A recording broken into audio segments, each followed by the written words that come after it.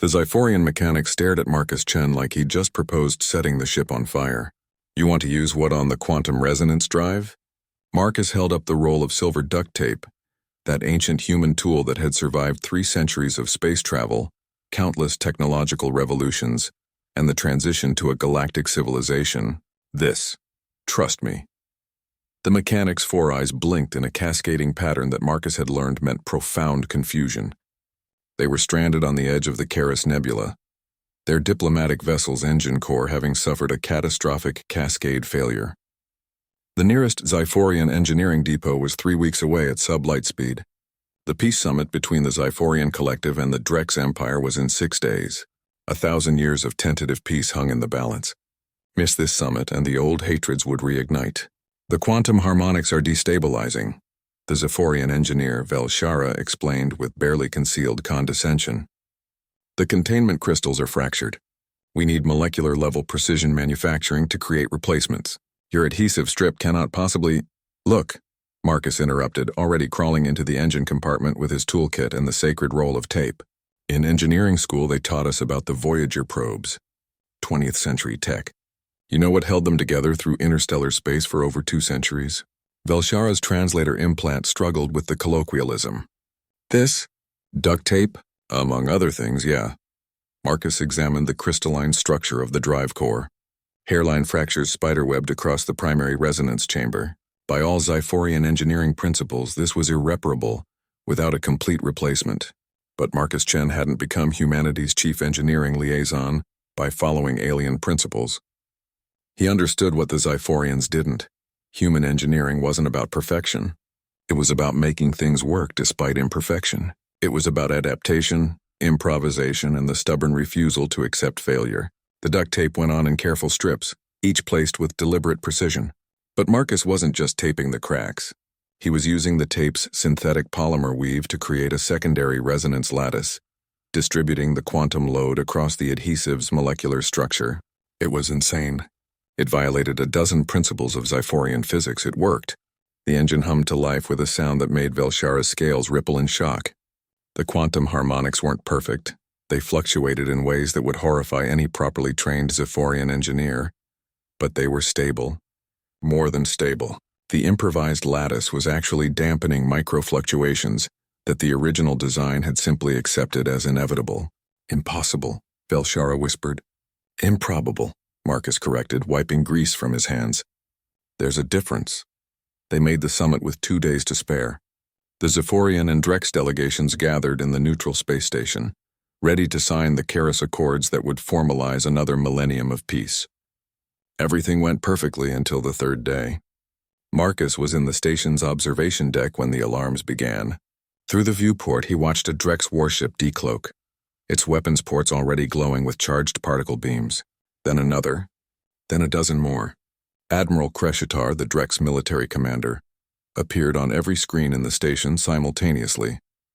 His reptilian features were twisted in what Marcus had learned to recognize as rage. The Xiphorians bring their human pet to mock us, Kreshitar snarled. They send a primitive to demonstrate their superiority. They show us that even the least of their servants can master quantum engineering that the Drex Empire has studied for centuries. Marcus felt his stomach drop.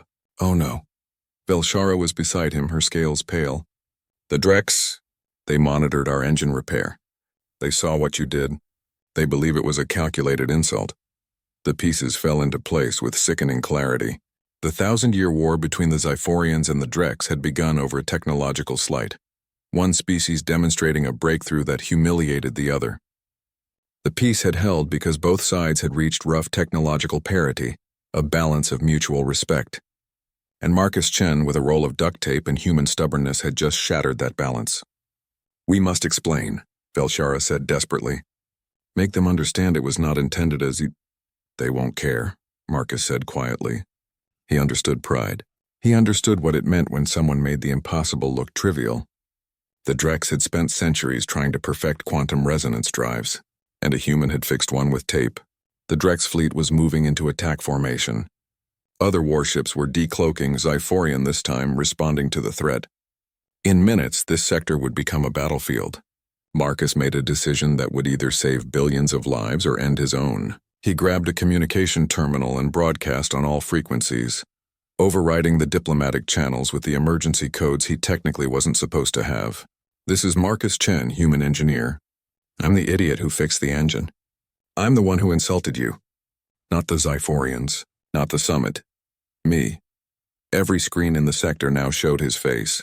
He held up the roll of duct tape like a confession. "You want to know the secret of human engineering? It's not that we're better. It's that we're too stupid to know when something's impossible. We've been taping, gluing, and jury-rigging our way through the cosmos since we built fires in caves. We don't innovate because we're smart. We improvise because we're desperate." He could see confusion rippling through the Drex command ship's bridge on the view screen. "That engine fix? It's not advanced physics. It's a hack, a patch. It'll probably fail in a few weeks. Any properly trained Zyphorian engineer would be embarrassed by it. I'm not demonstrating superiority. I'm demonstrating desperation." Marcus took a breath. "You've both built civilizations that reached for perfection. Humanity? We've built ours on making do with what we have. If that threatens you, then you're not threatened by the Zyphorians. You're threatened by a species that refuses to accept the word impossible. And if that's worth going to war over..." He held up the duct tape again. "Then you're letting tape destroy 1,000 years of peace. Is that really the legacy you want?" The silence that followed felt like an eternity. Then Admiral Crescitor began to laugh. It was a sound like grinding stones, but it was unmistakably laughter. "A human," the Drex commander said, "has just called both our empires too proud to see reason. And he did it by insulting himself." The Admiral's expression shifted to something that might have been respect. "Perhaps there is wisdom in your species' foolishness after all, Marcus Chen." The weapons ports on the Drex ships began to power down. Marcus Chen collapsed into a chair, the roll of duct tape still clutched in his shaking hands. He'd just prevented a war by admitting humanity's greatest weakness and its greatest strength. They signed the accords the next day. The Karis Accords now included an addendum, insisted upon by the Drex. A human engineer would be assigned to every major diplomatic vessel, carrying a roll of duct tape and the authority to use it. Not as an insult, as a reminder. A reminder that sometimes survival matters more than perfection, and that the most profound solutions come not from brilliance, but from the stubborn refusal to give up. Marcus kept that first roll of tape. It sits now in the Museum of Galactic Diplomacy, in a case labeled, "The Tool That Prevented the Second Karis War." But Marcus knows the truth. It wasn't the tape that prevented the war. It was the willingness to look like an idiot to save lives. And that, more than any technology, was the most human thing of all.